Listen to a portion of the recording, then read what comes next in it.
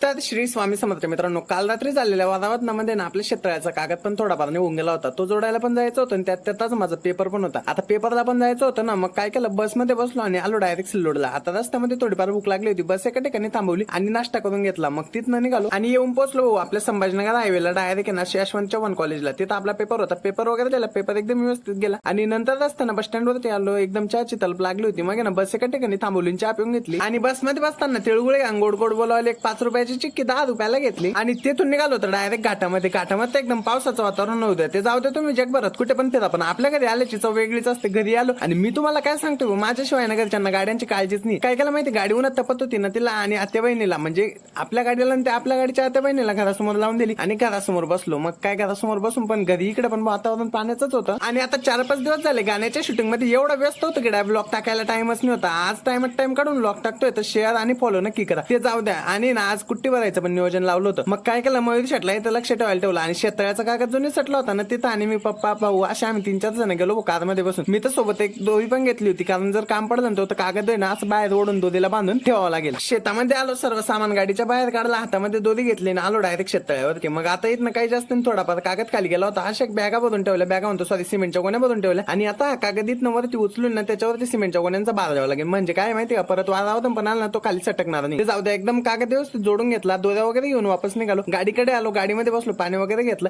आणि नंतर चला मग भेटतो तुम्हाला पुढच्या ब्लॉग मध्ये. तोपर्यंत जय महाराष्ट्र.